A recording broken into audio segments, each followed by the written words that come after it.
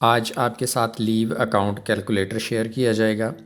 اس calculator کی مدد سے سرکاری ملازمین اپنی سروس کے دوران لیو اکاؤنٹ، حاصل کی گئی چھٹیاں اور چھٹیوں کا بیلنس معلوم کر سکیں گے، یعنی یہ جان سکیں گے کہ ان کی جتنی سروس ہو چکی ہے، اس سروس کے دوران انہیں کتنی ارنڈ لیوز ان کے اکاؤنٹ میں جمع ہو چکی ہیں، اور اگر انہوں نے کوئی چھٹیاں اویل کر لی ہیں تو وہ انٹر کریں گے اور چھٹیوں کا بیلنس کیلکولیٹر معلوم کر کے دے گا۔ یہ کام کیلکولیٹر کی مدد سے بہت ہی آسان ہے۔ جی السلام علیکم، آپ دیکھ رہے ہیں چینل گورنمنٹ امپلائیز اپڈیٹس۔ امید ہے کہ آپ سب خیریت سے ہوں گے۔ آپ چاہیں تو میری ویب سائٹ governmentbrief.com وزٹ کر سکتے ہیں۔ یہ ہے جی لیو اکاؤنٹ کیلکولیٹر۔ اس کیلکولیٹر کی مدد سے آپ اپنی چھٹیوں کا حساب کتاب خود معلوم کر سکتے ہیں۔ آپ کو کہیں جانے کی ضرورت نہیں، کسی کی ہیلپ لینے کی ضرورت نہیں۔ اس سے پہلے دیکھ لیں کہ چھٹیوں کے حساب سے امپلائیز کی دو اقسام ہیں، ویکیشنل اور نان ویکیشنل۔ ایک تو ڈپارٹمنٹ ہوتے ہیں ویکیشنل اور نان ویکیشنل، اور پھر ڈپارٹمنٹ کے اندر بھی امپلائیز کی دو ٹائپس ہو سکتی ہیں، ویکیشنل اور نان ویکیشنل۔ اب دیکھ لیں کہ ویکیشنل امپلائیز کسے کہتے ہیں۔ وہ ملازمین جنہیں موسم سرما اور موسم گرما کی چھٹیاں ملتی ہیں وہ ویکیشنل امپلائیز کہلاتے ہیں۔ انہیں ماہانہ ایک چھٹی، ارنڈ لیوز کی بات کر رہا ہوں، انہیں ماہانہ ایک ارنڈ لیو اور اس طرح سالانہ 12 ارنڈ لیوز ملتی ہیں۔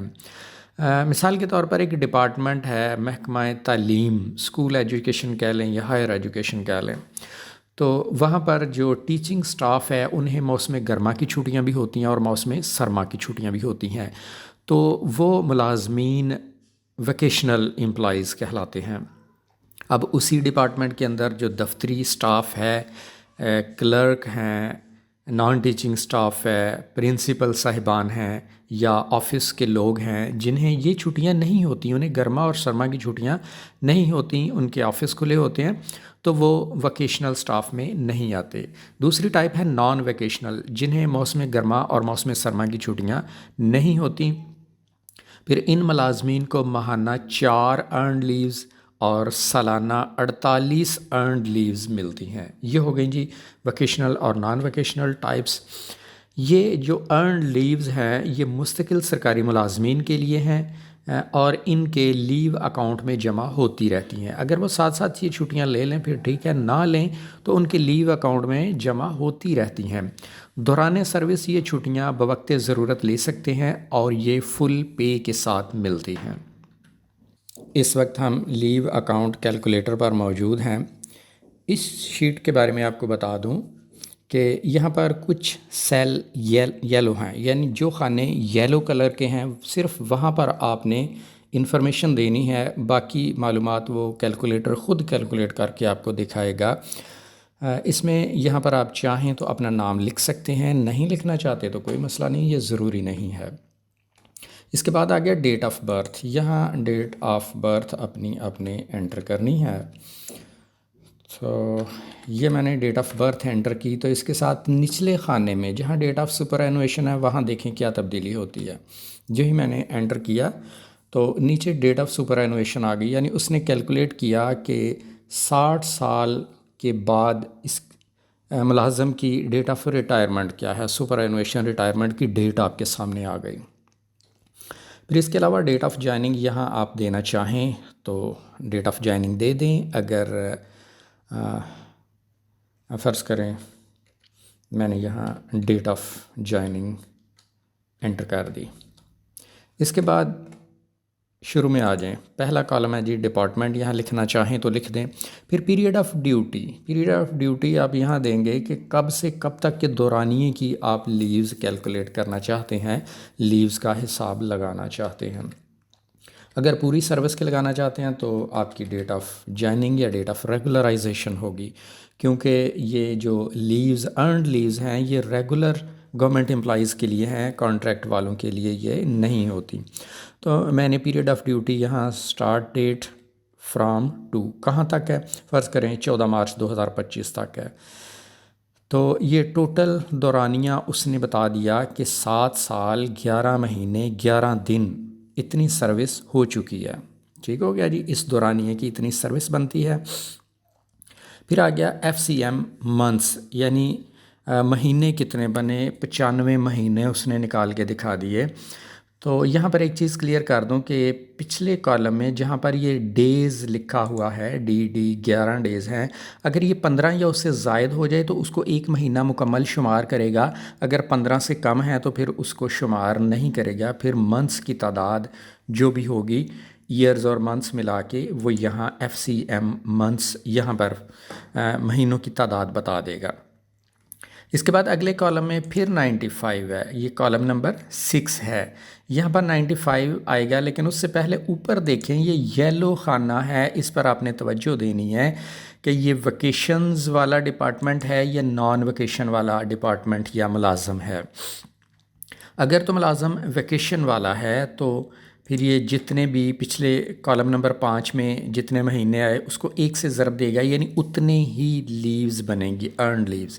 اور اگر میں اس کو کرتا ہوں نان ویکیشن تو یہ اس کو پھر 4 سے ضرب دے گا، کیونکہ نان ویکیشن امپلائیز ہیں، انہیں مہینے میں 4 ارنڈ لیوز ملتی ہیں. اب یہ ویکیشن اور نان ویکیشن کی وضاحت دیکھ لیتے ہیں تھوڑی دیر تک، وہ بھی میں آپ کو کلیئر کرتا ہوں.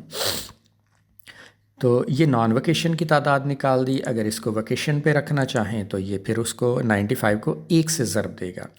اب اگلے کالم میں اس نے خود ہی معلوم کر کے بتا دیا کہ لیو ایز ایٹ کریڈٹ 95 ڈیز ہیں.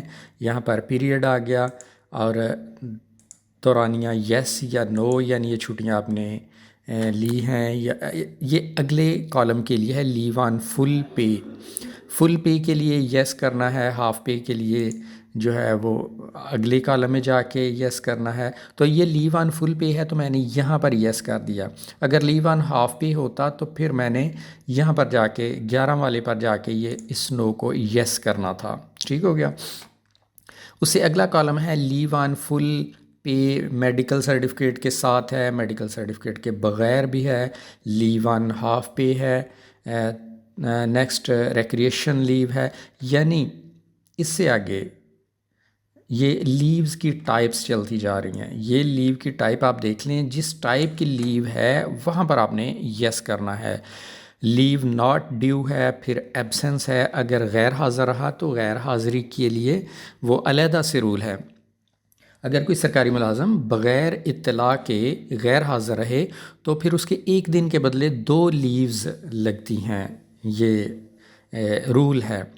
تو یہاں پر ٹوٹل لیوز آ گئیں. اس نے فرض کیا 14 لیوز لی ہیں، تو یہ 14 لیوز آپ یہاں پر جتنی آپ نے لیو لی فرض کرے میں یہاں پر 20 کر دیتا ہوں. تو یہ 20 لیوز یہاں پر آ گئیں. ٹوٹل لیوز تھیں، لیو ایکٹ کریڈٹ 95 تھی، اس میں نے 14 لیوز لی. اب میں نے اس کو 20 کر دیا تو 20 ٹوٹل لیوز بنی. اگر کوئی اور بھی لیو آپ نے لی ہیں تو وہ یہاں درج کریں. تو اس نے مائنس کر کے باقی 75 کر دیا. لیو آن ہاف فل پے یا لیو آن ہاف پے، یہ آپشن آپ کے پاس ہوتی ہے کہ آپ نے کس قسم کی لیو لی. اس طرح آپ اپنی تمام لیوز کا یہاں اندراج کریں گے تو وہ کیلکولیٹ کر کے بتاتا جائے گا. یعنی یہاں پر آپ نے دینا ہے period of duty from to, اور اس کے بعد آپ نے اس کو بتانا ہے ویکیشن امپلائی ہے یا نان ویکیشن، اور اس کے بعد اپنے لیوز بتانی ہے کہ لیو کس عرصہ سے کس عرصہ تک آپ نے لی ہیں. ٹھیک ہو گیا جی. تو یہ طریقہ کار ہے اس کیلکولیٹر کو یوز کرنے کا. کیلکولیٹر کا لنک ڈسکرپشن میں موجود ہے، وہاں سے آپ یہ ڈاؤن لوڈ کر سکتے ہیں. لیوز کی کچھ ٹائپس ہیں جو میں آپ کے ساتھ شیئر کرنا چاہوں گا. لیو آن فل پے LFP، یعنی اس چھٹی کے ساتھ مکمل تنخواہ ملتی ہے. کنوینس الاؤنس شاید نہ ملے لیکن باقی بیسک پے اور الاؤنسز مکمل ملتے ہیں. پھر آ گیا لیو آن ہاف پے، یعنی آدھی سیلری ملتی ہے. اور پھر آ گیا میٹرنٹی لیو یا پیٹرنٹی لیو ہے. ایکسٹرا آرڈینری لیو EOL، یہ وداؤٹ پے ہوتی ہے. میڈیکل لیو ہے. ریکریشن لیو. اس کے بعد آ گیا عدت leave, ex Pakistan leave, study leave, leave preparatory to retirement LPR.